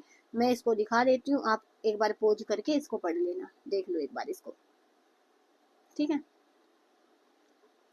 सीधा बताया ना चेंज करना, ये तो हम वैसे ही चेंज कर सकते हैं हमारे वाले लेवल पे आके। ये तो तब की बातें होती हैं जब हम 11th-12th में यूनिट को पढ़ते हैं, तो बच्चे नए नए होते हैं तो 11th में आते हैं तो वहां पे उनको बतानी पड़ती है। अब हमें इस लेवल पे आके इन चीजों का तो पता ही होता है। देखो जब हमने हमारी एमएससी कंप्लीट कर ली होती है तो अब उसके बाद आ गए हमारे लाज ऑफ कंजर्वेशन ऑफ मास। किसने दिया था, एंटोनी लेवोजियर ने दिया था। इन्होंने क्या बोला कि मास है, देखो हमने पढ़ा था C+O2 है, अगर ये दोनों कंबाइन हो गए तो CO2 बन गया, हमने मान लिया, ठीक है मान लिया। तो law of conservation of mass क्या है कि मास का कंजर्व करना है। तो मास कंजर्व कैसे करोगे आप, कि जो भी हमारा रिएक्टेंट साइड मास होगा, जो भी हमारा प्रोडक्ट साइड मास होगा, ठीक है, वो दोनों क्या होने चाहिए, इक्वल होने चाहिए, ठीक है, वो दोनों क्या होने चाहिए, इक्वल होने चाहिए। तो रिएक्टेंट साइड वाला मास और प्रोडक्ट साइड वाला, तो यही चीज बोली गई है कि जैसे मैंने कार्बन ली थी, ऑक्सीजन ली थी, ये दोनों रिएक्ट हुए हैं और इन दोनों ने कार्बन डाइऑक्साइड बनाई है, तो ये दोनों क्या रहेंगे, इक्वल रहेंगे। मतलब जितना रिएक्टेंट में मास रहेगा उतना प्रोडक्ट में मास रहेगा। ऐसा कुछ नहीं है कि बाहर से कुछ ऐड हो जाएगा, या ऐसा कुछ भी नहीं है कि इनका मास है वो कम हो जाएगा। तो यही चीज यहाँ पे बताई है। that matter can neither be created nor be destroyed, this is called law of conservation of mass। कि मास है वो सेम रहेगा, मतलब चेंज नहीं होगा। उसके बाद क्या है, लॉ ऑफ डेफिनेट प्रोपोर्शन। ये किसने दिया था, जोसेफ प्राउस्ट ने दिया था। इनको याद रखो ना याद रखो, पूछा तो नहीं है देखो अभी तक ऐसा कुछ। तो क्या बोला था इन्होंने, compound always contains exactly the same proportion of element by weight. कि जो कंपाउंड होंगे ना वो हमेशा ही सेम कंपोजिशन पे सेम होंगे। जैसे देखो अब पानी है, H2O है, तो हाइड्रोजन 2 रेशियो में होएगा, ऑक्सीजन 1 रेशियो में होएगा। चाहे आपका सोर्स कुछ भी हो, चाहे नलके का पानी हो, चाहे ट्यूबवेल का पानी हो, चाहे आपके घर में पानी हो, चाहे समुद्र का पानी हो, जो रेशियो रहेगा वो सेम रहेगा। तो ये वाली चीज किसने बताई थी, लॉ ऑफ डेफिनेट प्रोपोर्शन ने बताई थी। क्या, irrespective of the source a given compound always contains same element combined together in same proportion by mass। कि जो भी एलिमेंट होगा ना उसमें सेम प्रोपोर्शन होगी मास की, चाहे उसका सोर्स कुछ भी हो। एग्जाम्पल दिया क्यूप्रिक कार्बोनेट का, चाहे देखो चाहे नेचुरल सैंपल हो या तो सिंथेटिक हो, चाहे तो जो नेचर से मिला चाहे बनाया हुआ, जो रेशियो है वो सेम रहेगा। उसके बाद क्या है, law of multiple proportion. Multiple से क्या समझ आया, एक से ज्यादा समझ आया। कि अगर दो कंपाउंड मिलके, जैसे हमारे पास यहाँ पे हाइड्रोजन है, यहाँ पे ऑक्सीजन है, तो यहाँ से वाटर मिल गया, हाइड्रोजन और ऑक्सीजन से हाइड्रोजन पर ऑक्साइड मिल गया, वाटर होता है H2O और ये होता है H2O2, O2 मिल गया। तो क्या बोला इन्होंने कि जब भी हमारे पास किसी भी सेम एलिमेंट से एक से ज्यादा कंपाउंड बनेंगे और एक का रेशियो हमने फिक्स किया है, तो जो दूसरे वाला एलिमेंट है वो होल रेशियो में मिलेगा, कोई भी फ्रैक्शन नहीं मिलेगी। जैसे ये 16 और 32 है, ये हाइड्रोजन फिक्स है और ये 16 और 32 है, तो ये क्या हो जाएगा हमारे पास 1:2 में हो जाएगा। तो यही चीज इन्होंने बोली थी कि जब भी कोई एलिमेंट है वो एक से ज्यादा कंपाउंड हमारे पास बना रही है, तो एक एलिमेंट की कंपोजिशन को हम, एक मॉलिक्यूल की कंपोजिशन को हम कांस्टेंट करेंगे, मास उसका कांस्टेंट करेंगे, तो जो दूसरे वाले की कंपोजिशन है वो क्या होगी, होल नंबर का रेशियो होगी। If two element can combine to form more than one compound, अगर दो एलिमेंट है वो एक से ज्यादा कंपाउंड बनाते हैं, the mass is of an one element that combine with a fixed mass of other element are in the ratio of small whole number. तो किस रेशियो में होंगे, स्मॉल होल नंबर के रेशियो में होंगे। एग्जाम्पल हमने देख लिया। उसके बाद क्या है, गेल उसेक लॉ ऑफ गैसियस वॉल्यूम। तो ये इन्होंने क्या बोला, उन्होंने मास की टर्म में कांस्टेंट बोला था, इन्होंने वॉल्यूम की टर्म में कांस्टेंट बोल दिया कि गैसेस का वॉल्यूम है वो होल रेशियो में होएगा। वहन गेल उसेक ने ये दिया था, इसी के नाम पे इसका ये नाम पड़ा है। वहन गैसेज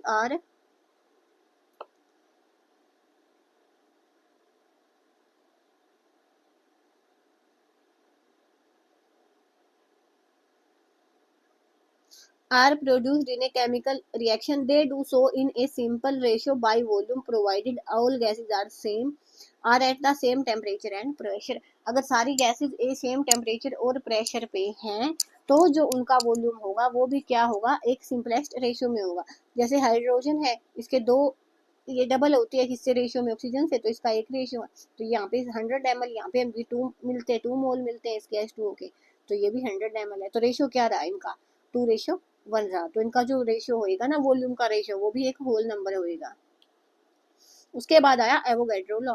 इन्होंने क्या बोला, अगर सेम टेम्परेचर है हमारे पास, सेम प्रेशर है हमारे पास, जितनी भी जो गैसेज होंगी वो इक्वल नंबर ऑफ मॉलिक्यूल लिए हुई होंगी 1 मोल में। 1 मोल में सारी जो गैसेज हैं वो 6.0022 10 की पावर 23 मोलिक्यूल्स हैं वो लिए हुई होंगी। और जो उनका वॉल्यूम होगा वो 1 मोल में कितना होगा, 2.4 ml होगा। तो ये दोनों चीजें आपने याद रखनी कि गैसेज हैं, टेम्परेचर सेम है, वॉल्यूम सेम है, तो उनमें जो मोलिक्यूल्स होंगे हर एक गैस के कितने होंगे, 6.022 10 की पावर 23। ऐसे ही क्या होगा, वॉल्यूम कितना होगा, 22.4 ml होगा। ठीक है, तो ये हो जाएगा पॉलीएटॉमिक डाईएटॉमिक। ये तो पता ही है हमें। देखो डाईएटॉमिक मतलब 2 से मिलके बना, जैसे 2 ऑक्सीजन के N2 हो गया। ट्राईएटॉमिक मतलब 3 से मिलके बना, O3 हो गया। पॉलीएटॉमिक मतलब मोर देन वो हो गया, जैसे हमारे पास कार्बोनेट आयन हो गया CO3 2 माइनस, SO4 2 माइनस, ये क्या हो जाएंगे हमारे पास पॉलीएटॉमिक।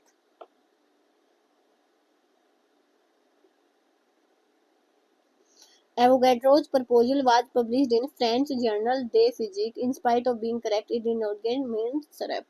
तो जो एवोगैड्रो ने प्रपोजल दिया था ना वो सही था, लेकिन उसके बाद भी उसको इतना अच्छा रिस्पॉन्स नहीं मिला जितना कि उसको मिलना चाहिए था। उसके बाद क्या हुआ, at the meeting Stanislaw Cannizzaro presented a sketch of course of chemical philosophy which emphasized on the importance of Avogadro work। उसके बाद क्या हुआ, एक मीटिंग हुई जिसमें जो एवोगैड्रो ने काम किया था उस पर एम्फेसाइज किया गया। उसके बाद माना गया, पहले जो भी इसके जितना इसने बताया था वो सारी चीजें सही होने के बावजूद भी उसको वैल्यू नहीं मिली। उसके बाद हमारा पास आया डाल्टन एटॉमिक थ्योरी। जो एटॉमिक थ्योरी है तो इन्होंने क्या बोला कि मैटर है is composed of small indivisible particle called atomio. तो इन्होंने क्या बोला कि जो भी हमारे पास मैटर है वो किससे मिलके बना होता है, किसी भी इंडिविजिबल पार्टिकल से मिलके बना होता है, जिसको हम क्या बोलेंगे, एटोमियो बोलेंगे। तो उसने एक थ्योरी दी थी कि मैटर के बारे में उसने अपने कुछ पॉइंट बताए थे, तो वो पॉइंट आपने याद रखने हैं। Matter consist of indivisible atom, कि जो मैटर होता है उसमें क्या होंगे, इंडिविजिबल एटम होंगे। अब ये तो पहले की बात थी डाल्टन एटॉमिक वाली। अब तो एटम भी डिवाइड हो रहा है, प्रोटॉन में, इलेक्ट्रॉन में, न्यूट्रॉन में, है ना। तो ये तो पहले की बात थी, इन्होंने बोला कि जो एटम है वो इंडिविजिबल है। All atoms of A given element have identical properties, identical mass. Different element, देखो जैसे हाइड्रोजन के जितने भी एटम होंगे उनकी जो प्रॉपर्टी है वो सेम रहेगी। अगर हाइड्रोजन के एटम्स की प्रॉपर्टी हम हीलियम के एटम से मैच करेंगे तो दोनों की प्रॉपर्टी डिफरेंट होएगी। मतलब अलग अलग एलिमेंट के एटम की प्रॉपर्टी डिफरेंट होएगी, अगर एटम सेम है तो उनकी जो प्रॉपर्टीज हैं वो सेम रहेंगी। Compounds are formed when atom of different element are combined in fix ratio. तो फिक्स रेशियो में कंपाउंड होंगे तो कंपाउंड मिलेगा। हमारे पास क्या है कि मास है वो ना तो क्रिएट होगा ना डिस्ट्रॉय होगा। ऐसे जो हमारे एटम्स है ना क्रिएट होंगे ना डिस्ट्रॉय होंगे, जितने हमने पहले लिए थे रिएक्टेंट साइड में प्रोडक्ट साइड में भी उतने ही होंगे। लेकिन उन्होंने ये नहीं बताया कि कंबाइन होते क्यों है, ऐसी क्या जरूरत पड़ी जो हमारे एटम्स हैं वो कंबाइन होते हैं। It could not explain the large of gaseous volume. It could not provide the region of combining of atom which was answered by later scientists। तो ये जो सारी चीजें हैं वो बाद में साइंटिस्ट ने बताई थी। उसके बाद आता है हमारे पास एटॉमिक मास। तो एटॉमिक मास है द एटॉमिक मास और mass of an atom actually very very small because atoms are extremely small. तो जो हमारा मास होता है वो बहुत ज्यादा स्मॉल होता है। Mass spectrometry for determining the atomic mass is fairly accurately. तो इसके लिए कौन सी टेक्निक यूज की जाती है? मास स्पेक्ट्रोमेट्री यूज की जाती है। But in the 19th century, scientists could determine the mass of one atom relative to another by experimental means. पहले तो कौन सी टेक्निक से यूज किया था? इससे किया था, लेकिन उसके बाद क्या किया गया? रिलेटिव मास निकाला गया। जैसे हम 9th में पढ़ के आएंगे, 9th-10th में, कि पहले ऑक्सीजन को स्टैंडर्ड माना गया था, लेकिन बाद में ऑक्सीजन को स्टैंडर्ड नहीं मान के कार्बन 12 के मास के रिस्पेक्ट में सबका मास निकाला जाता था। तो यही चीज यहाँ पे बताइए। The present system of atomic masses is based on carbon 12 as the standard and has been agreed upon in 1961. 1961 में इसको ऐड किया था कि क्या किया गया था कि एक एटॉमिक मास यूनिट है कि mass of exactly 12 atomic mass. जैसे है ना, ये क्या किया गया था, देखो मैं बताती हूँ आपको कि जैसे हमारे पास वेगिंग मशीन नहीं है, मैंने आपको एक तरबूज दिया, वाटरमेलन दिया, तो उसके आपने इतने हिस्से करे, 1 2 3 4 5 6 हिस्से हो गए उसके। तो कोई चीज मैंने आपने मापने को दी, तो आपने मान लिया स्टैंडर्ड इसको, वाटरमेलन को, तो स्टैंडर्ड माना, तो मैंने आपको कोई चीज वेट करने को दी, तो जैसे आपने यहाँ पे, एक मिनट, यहाँ पे चीजें वेट किया आपने, ठीक है, तो क्या होगा, यहाँ पे मान लिया मैंने आपको कोई भी चीज यहाँ पे रखी है जो आपने वेट करनी है, तो वो हो गया, मान लिया इसके 6 हिस्से हमने बनाए हैं, तो वो 2 हिस्से के बराबर हो गए। तो आप क्या बोल दोगे कि 2 में से 6 पार्ट में से 2 पार्ट के इक्वल है इसका वेट। तो ऐसे कि एक चीज को स्टैंडर्ड मान के दूसरियों का मास है वो निकाला गया। तो ऐसे ही जो मास है वो किसको स्टैंडर्ड माना गया? कार्बन 12 को माना गया। One atomic mass unit is defined as the mass exactly equal to 1/12 of the carbon 12 atom. जैसे हमने बोला ना कि अगर मैं बोलूं कि क्या होगा, इसके 6 हिस्से हमने किए हैं, वैसे कार्बन का 12 मास है तो 1/12 हो जाएगा। अब मैं इसका एक मैंने बोल दिया कि इसका एक हिस्सा किसके इक्वल होगा, तो 1/6 का 6 पार्ट हो जाएगा। तो ऐसे ही करके निकालेंगे ना, तो ये सेम चीज यहाँ पे है, तो क्या हो जाएगा 1/12 of the mass of carbon atom. तो यही चीज यहाँ पे बताई गई है। मास ऑफ हाइड्रोजन एटम इतना होता है, ये चीजें याद करने की जरूरत नहीं है। अब क्या हो गया, एटॉमिक मास यूनिट की जगह पे यूनिफाइड मास है वो लिखा जाने लगा। ये चीजें तो सारी आपको पता होंगी क्योंकि 9th-10th में हम पहले पढ़ के आ चुके हैं सारी। Many naturally occurring element exist मोर देन वन आइसोटोप। अब आइसोटोप क्या होता है? Same atomic number, mass number different. जैसे क्लोरीन है, इसका एटॉमिक नंबर क्या है? 17 है, तो इसका मास क्या हो सकता है? 35 भी हो सकता है और 37 भी हो सकता है। तो ऐसे करके कि एटॉमिक नंबर सेम है और मास नंबर डिफरेंट है, तो हम उसको क्या बोलेंगे? आइसोटोप बोलेंगे।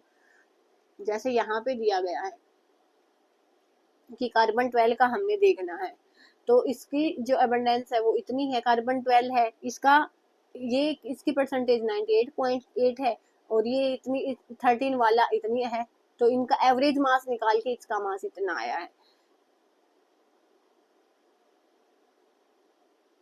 ठीक है, कैसे?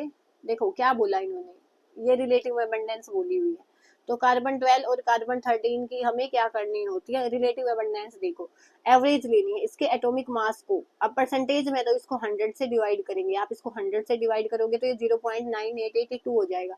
तो इससे इसको मास से वो करो मल्टीप्लाई, प्लस में इसका और इसका मास है उसको मल्टीप्लाई करो प्लस में। उसके बाद जितने भी आइसोटोप होंगे ना उनकी परसेंटेज देखेंगे, एबंडेंस देखेंगे कि उनकी एबंडेंस कितनी है और उनका मास कितना है। उसके मास को एबंडेंस से मल्टीप्लाई करेंगे और जोड़ देंगे, जो भी मास आएगा वही मास हमारी पीरियोडिक टेबल में होता है। जैसे हमारे पास ये हो गया 2 और इसको देखेंगे तो इसके साथ मल्टीप्लाई हो जाएगी, ये हो जाएगा 10 की -10 है, लेकिन 100 से और डिवाइड करेंगे तो ये 10 की -12 हो गया। तो ऐसे करके हम जो एवरेज मास है वो निकालते हैं। तो ये तो बस बताया गया है कि एवरेज मास हम लेते हैं। उसके बाद है फॉर्मूला मास। फॉर्मूला मास में क्या है? जहाँ पे भी आयंस होंगे उसके केस में हम क्या लेंगे? फॉर्मूला मास लेंगे। Instead of molecular mass in solid state sodium chloride does not exist single entity. कि NaC होता है ना, उसका एक क्रिस्टल लैटिस होता है, ऐसा नहीं होता कि एक NaCl सिंपल मॉलिक्यूल वहां पे रखा हुआ हमने। तो इनके केस में हम फॉर्मूला मास है वो लेते हैं। कुछ नहीं होता, जितने भी मास दिए हो ना उनको जोड़ दो। तो ये वाले क्वेश्चन आप खुद से करके देखना, नहीं तो ये वाली वीडियो लंबी हो जाएगी। नेक्स्ट वीडियो जो भी आएगी मैं इसके क्वेश्चन, वैसे तो मैंने 30 क्वेश्चन इसके पीछे लगा रखे हैं, 25 क्वेश्चन, लेकिन लगता नहीं है, वीडियो लंबी हो गई और रात बहुत ज्यादा हो गई है तो नहीं लगता, मैं मेरे अंदर इतनी हिम्मत नहीं बची कि मैं आपको करवा पाऊँ। तो ये इससे नेक्स्ट वीडियो में मैं आपको करवाऊंगी कि जो भी आपके इन टेक्स्ट वाले क्वेश्चन बचे हैं, जो भी 10 क्वेश्चन ये, और जो 25 क्वेश्चन मैंने लास्ट में लगाए हैं, अभी मैं आपको दिखा देती हूँ, आप बता देना कितने आए आपको। उसके बाद ये देखो, ये सारी चीजें कुछ नहीं है इनमें, मैं आपको वैसे ही बता देती हूँ। आपने क्या याद रखना है, जब भी मोल की बारी आएगी तो 1 मोल क्या होगा, किसी भी एलिमेंट के मोलर मास के इक्वल होगा, और वही किसके इक्वल होगा, 6.022 10 की पावर 23 मोलिक्यूल्स के इक्वल होगा, मोलिक्यूल्स के इक्वल होगा, और वही किसके इक्वल होगा, 22.4 लीटर के इक्वल होगा।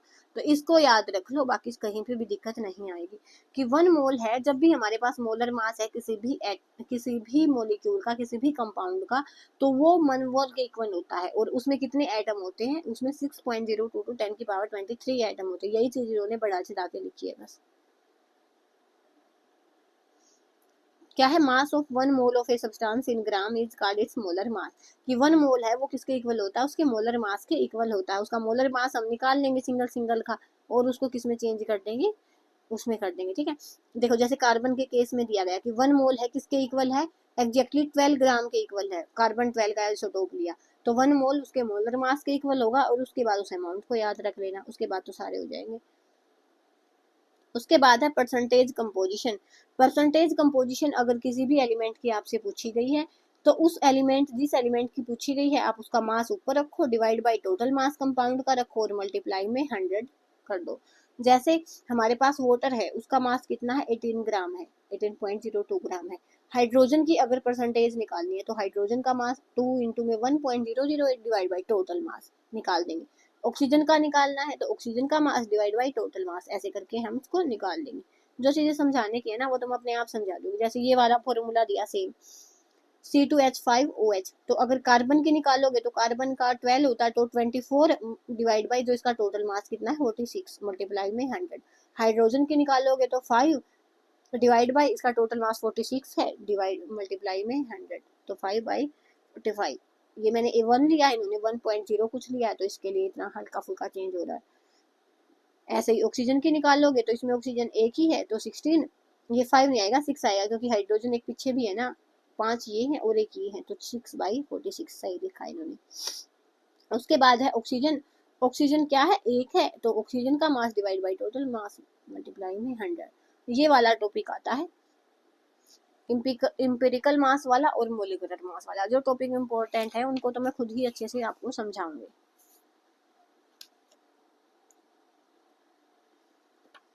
तो देखो क्या है, इम्पेरिकल मास क्या है, सिंपलेस्ट होल नंबर है various atom present in an compound.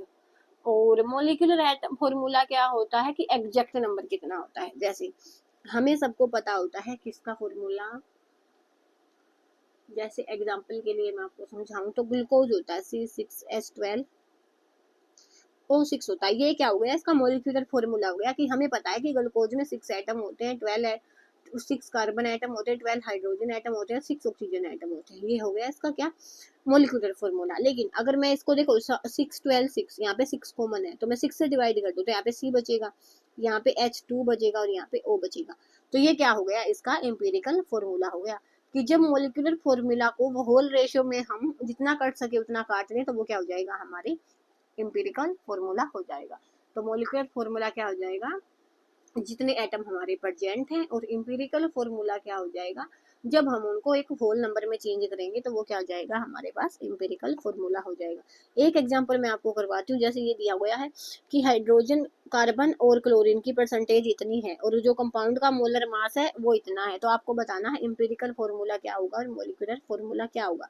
तो देखो आपने बस एक चीज याद रखनी है कि एम्पिरिकल फॉर्मूला क्या होगा, n मल्टीप्लाई में मोलिकुलर फॉर्मूला। अब ये n क्या होगा, ये n हमारे पास होगा, हमें मोलर मास है जो कंपाउंड है हमारा, उसका मोलर मास है वो तो दिया मिलेगा कंपाउंड का, और एम्पिरिकल फॉर्मूला मोलर मास है वो हमने उसको डिवाइड करना, तो वो क्या आ जाएगी, molar mass of empirical formula, वो क्या हो जाएगा हमारे पास n की वैल्यू आ जाएगी। समझ आया? इम्पेरिकल फॉर्मूला क्या होगा, n इंटू में मोलिकुलर फॉर्मूला। अब n क्या है, ये n हो जाएगा जो मोलर मास हमें गिवन है डिवाइड बाय जो इम्पेरिकल फॉर्मूला हम निकाल के आए हैं उसका मोलर मास कितना होगा। तो मैं आपको इक्वेशन करवाती हूँ, इस बार इसको अरेंज करती हूँ, वापस से लिख लूंगी मैं क्योंकि साइड में जगह बन जाएगी। तो देखो कहाँ पे इसकी स्टेटमेंट ऊपर है, ए कंपाउंड कंटेन, तो पहले जो है ना वो लिखो, हाइड्रोजन है, कार्बन है और क्लोरीन है हमारे पास। तो हाइड्रोजन की अबंडेंस कितनी है 4.07 है, इसकी कितनी है 24.27 है और इसकी कितनी है 1.65 है।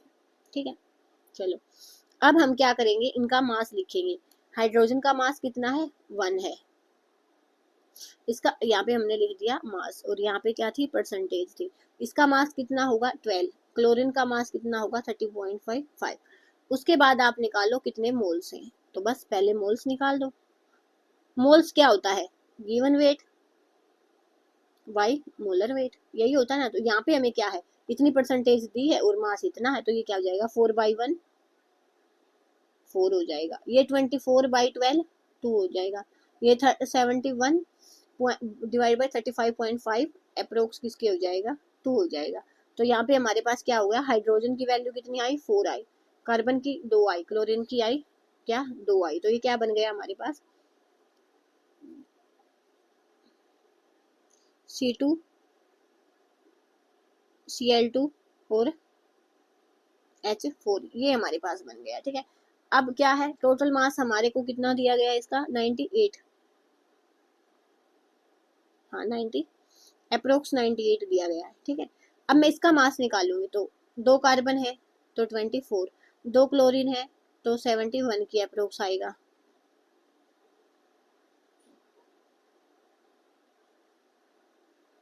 और हमारे पास हाइड्रोजन कितनी है 4 है। अभी देखो यही पे गलती हो जाती है, पहले हम इसको अब सिंपलेस्ट रेशियो में भी तो काउंट करेंगे ना। तो एक मिनट, पहले इसको ऐसे यहाँ से अरेंज करो, तो यहाँ पे क्या हो जाएगा, देखो ये कैंसिल हो रहे हैं ना, तो ये हो जाएगा CCl और H2। अब इसका मास निकालो, तो कार्बन का कितना है 12, इसका कितना है 35 और इसका कितना है 2 है। तो ये हो जाएगा 4 और 2 7 और 2 9 और 3 और 1 4, तो ये क्या हो जाएगा 49 और इसका मास कितना है 98 है। तो n की वैल्यू हम निकाल लेंगे, n क्या हो जाएगा 98 डिवाइड बाई 49, कि जो मोलर मास कंपाउंड का गिवन है जो हमने एम्पिरिकल फॉर्मूला से निकाला है, तो ये वैल्यू आ जाएगी 2। तो अब हम इसकी मल्टीप्लाई कर देंगे जो भी हमारा फॉर्मूला था इससे 2 से, तो ये हो जाएगा C2 Cl2 H4।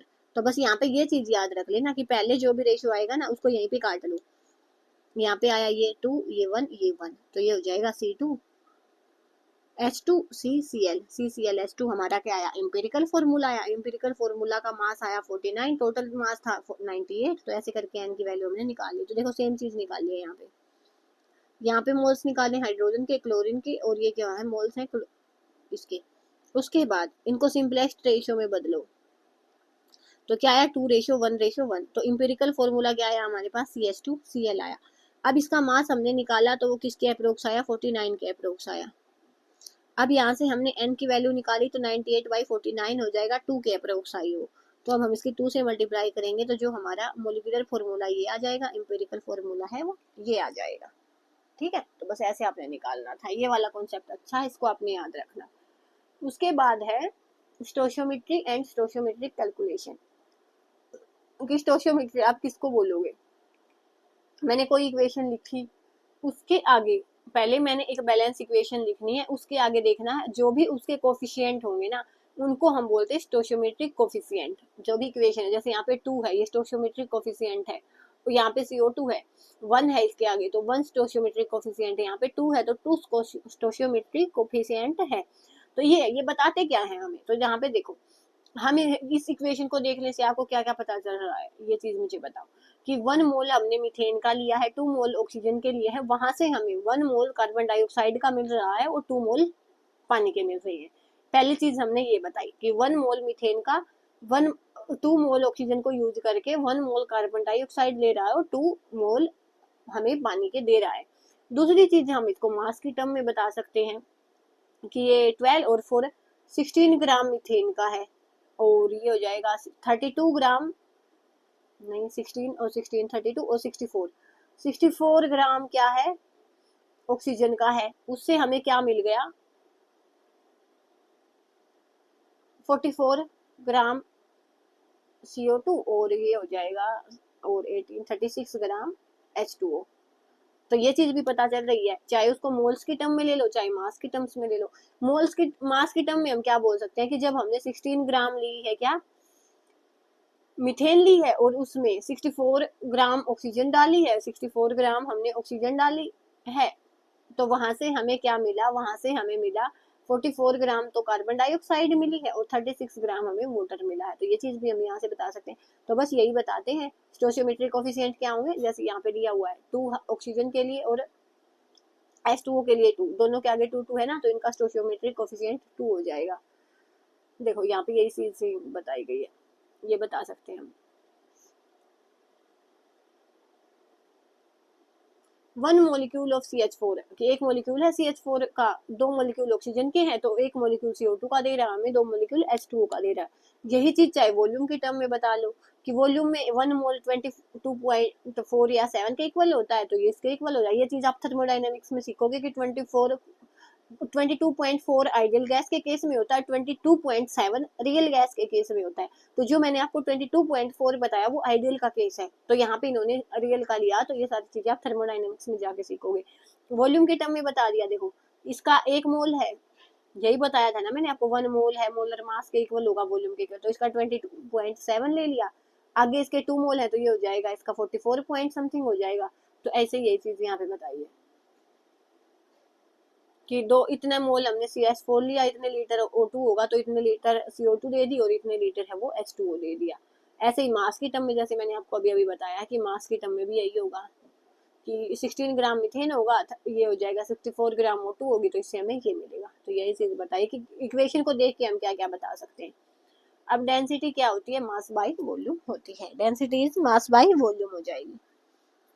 अब एक कॉन्सेप्ट आता है लिमिटिंग रिएजेंट का, एक ये अच्छा कॉन्सेप्ट है लिमिटिंग रिएजेंट का। वैसे तो इतनी बड़ी वीडियो भी नहीं होगी, लेकिन फिर भी टाइम की कमी को देखते हुए मुझे क्वेश्चन मैं कल प्रैक्टिस करवाऊंगी, लेकिन करवाऊंगी जरूर। तो आज थ्योरी कर लेते हैं, कल इसके जितने भी क्वेश्चन बनेंगे अच्छे से बिल्कुल न्यूमेरिकल आपको समझाऊंगी। आज आप इसने थ्योरी पढ़ लेना इतनी। तो देखो लिमिटिंग रिएजेंट क्या होता है, जैसे मैंने आपको बोला कि 2 ग्राम चीनी है, ठीक है, और वो 4 ग्राम उसको चाहिए क्या, पत्ती, चाय पत्ती, इतनी पत्ती चाहिए तभी चाय बनेगी। मैंने आपको कंडीशन दे दी कि 2 ग्राम चीनी को 4 ग्राम पत्ती चाहिए होगी, ठीक है। अब मैं आपको बोल रही हूँ कि 8 ग्राम मैंने चीनी ले ली, मैंने आपको बोल दिया कि आपको चीनी 8 ग्राम लेनी है, और पत्ती आपके पास 10 ग्राम है, 10 ग्राम आपके पास पत्ती है, तो मैं आपको बोलूंगी चाय बनाओ। तो आप क्या बोलोगे मुझसे, आप यही बोलोगे ना कि जब 2 ग्राम चीनी को 4 ग्राम पत्ती चाहिए थी, तो अगर हमने यहाँ पे 8 ग्राम चीनी ली है, तो यहाँ पे पत्ती को भी कितना होना पड़ेगा, 16 ग्राम होना पड़ेगा, तभी चाय हमारी बन पाएगी। अब मैंने बोल दिया आपको 10 ग्राम पत्ती है, तो मतलब क्या, ये पत्ती तो पहले ही खत्म हो गई। पत्ती को हम जितना होगी उतना ही यूज करेंगे ना हम, और कंडीशन ये है कि अच्छी चाय तब बनेगी जब इतनी पत्ती होगी। तो हम क्या बोलेंगे कि पत्ती हमारे पास उतनी है ही नहीं जितनी हमें चाहिए, तो हमारे पास ये चाय पत्ती क्या हो जाएगी, लिमिटिंग रिएजेंट हो जाएगा, कि कमी है हमारे पास इस रिएजेंट की, जितना हमें चाहिए उससे हमारे पास जो ये रिएजेंट है वो कम है। तो यही चीज यहाँ पे है।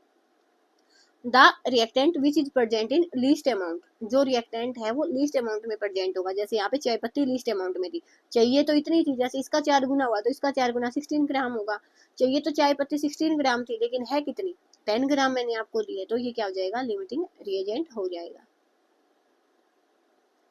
gets consumed after some time and after that further reaction does not take place। अब हमारी पत्ती कंज्यूम हो गई तो आगे चाय चलेगी नहीं, आगे चाय बनेगी नहीं, ना उसमें टेस्ट आएगा, क्योंकि जब हमने कंडीशन डाली हुई है कि इसको इतना ही चाहिए, तो उसको हम क्या बोलेंगे, लिमिटिंग रिएजेंट बोलेंगे। इसका न्यूमेरिकल आएगा, वो मैं आपको कल करवाऊंगी बिल्कुल अच्छे से। The reactant which gets consumed first limits the amount of product formed, therefore called limiting reagent. कि जो रिएक्टेंट हमारे पास जल्दी खत्म हो जाता है उसको हम क्या बोलेंगे, लिमिटिंग रिएजेंट बोलेंगे। इसका न्यूमेरिकल कल मैं आपको अच्छे से करवाऊंगी, तब आपको समझ आएगा। अब तो हमारा बस लास्ट बेसिक टॉपिक बचा है। ये न्यूमेरिकल मैं आपको दिखा देती हूँ, आपने निकाल के देखने। अगर आपसे हो जाते हैं तो अच्छी बात है, नहीं तो फिर मैं कल आपको एक एक न्यूमेरिकल ये करवाऊंगी और साथ में जो क्वेश्चन मैंने लगाए हैं वो करवाऊंगी। एक बार दिखा देती हूँ, आप खुद से ट्राई करके देखना। सारे करवाऊंगी ये मैं, इसलिए मैंने आज भी लगाए थे, लेकिन आज टाइम नहीं है, देखो ज़्यादा लेट हो गया, फिर लाइब्रेरी भी जाना है तो इसलिए। ठीक है, अब हम चलते हैं मास परसेंट टॉपिक पे। मास परसेंट हम कैसे निकालेंगे? Mass of solute divide by mass of solution multiply में 100। क्या? Mass of solute divide by mass of solution multiply by 100। तो यहाँ पे देखो, जैसे एग्जांपल के लिए, वैसे तो मैं कल करवाऊंगी, 2 ग्राम है। अब सोल्यूट सोलवेंट तो पता होगा ना आपको। सोल्यूट क्या होता है? जो हम बाहर से ऐड करेंगे। सोलवेंट क्या होगा? जिसमें हम सोल्यूट को ऐड करेंगे। दोनों मिलके क्या बनाते हैं? सोल्यूशन बनाते हैं। तो ये वाला न्यूमेरिकल मैं कल करवाऊंगी, अभी के लिए आप देख लो, अगर आपको समझ आए तो। ऊपर मास ए का, नीचे टोटल सोल्यूशन का मास है, मल्टीप्लाई में 100। उसके बाद मोल फ्रैक्शन हम किसको बोलेंगे? मोल फ्रैक्शन हम किसको बोलेंगे? जैसे मैंने बोल दिया कि आप ए मोलिक्यूल है और बी मोलिक्यूल है, आपने इनकी मोल फ्रैक्शन निकालनी है, तो आप क्या करोगे? नंबर, अब मैंने बोल दिया ए की निकाल लो पहले, तो क्या करोगे? Number of moles of A divide by number of moles of A plus में number of moles of B. मतलब नीचे टोटल मोल्स और डिवाइड ऊपर ए के। अगर ऐसे सेम चीज मैं आपको बोल दूं कि बी के निकाल दो मेरे लिए, तो number of moles of B divide by total moles, तो टोटल मोल्स क्या? N A plus n B. अब नंबर ऑफ मोल्स किसके इक्वल होते हैं? वो किसके इक्वल होते हैं? गिवन वेट, ये तो बीच में भी आया हमारे पास, और डिवाइड बाय मोलर वेट। ठीक है, given mass divide by molar mass, इसके इक्वल होते हैं हमारे नंबर ऑफ मोल्स। तो ये फॉर्मूला भी आपने याद रखना। उसके बाद क्या है? मोलैरिटी। मोलैरिटी क्या होती है? Number of moles of solute divide by volume of solution in litre. तो आपको मोलैरिटी निकालनी होगी तो क्या निकालोगे? मोल्स ऑफ सोल्यूट कैसे? Given weight divide by molar weight, mass, given mass by में molar mass divide by volume of solution in litre. तो ऐसे निकाल सकते हो। जब भी आपको एक सॉल्यूशन दिया गया है, उसकी मोलैरिटी आपको दी गई है कि 1 मोलर सॉल्यूशन है, और दूसरा सॉल्यूशन है जो आपके पास अननोन है, तो उस केस में आप क्या करोगे?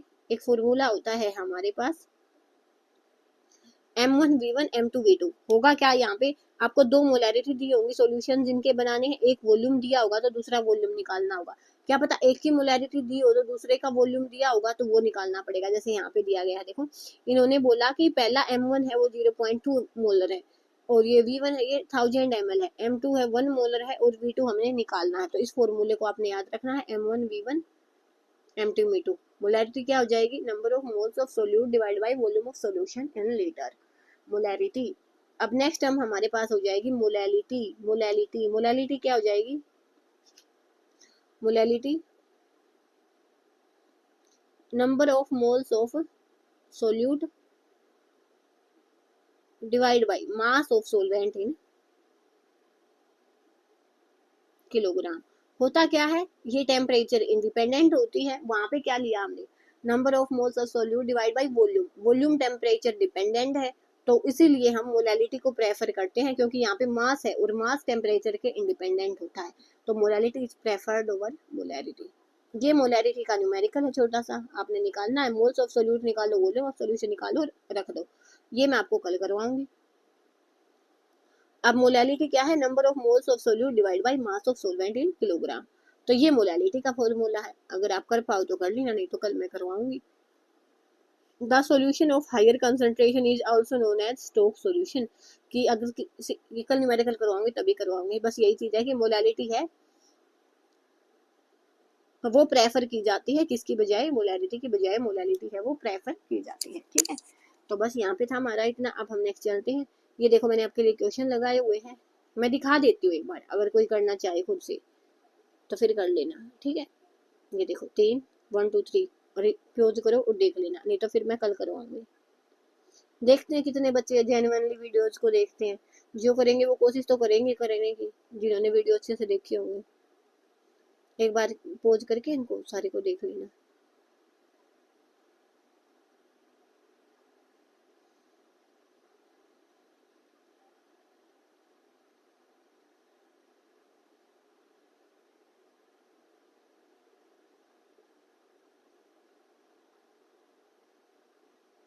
ठीक है, तो बस आज के लिए इस वीडियो को इतना ही रखते हैं। जो क्वेश्चन इसके कल करवाऊंगी, इसमें एक साथ करवाऊंगी तो वीडियो ज़्यादा लंबी हो जाएगी। तो बस आज के लिए इतना ही। नेक्स्ट वीडियो में हम मिलेंगे नए टॉपिक के साथ। तब तक के लिए धन्यवाद। Thanks for watching my video. अगर सपोर्ट नहीं दिखाया तो देखो कुछ यूनिट के बाद वीडियो आना बंद हो जाएगी। टोटली आप पे डिपेंड है वो। तो आज के लिए इतना ही। नए वीडियो में मिलेंगे नए टॉपिक के साथ। तब तक के लिए धन्यवाद। Thanks for watching my video.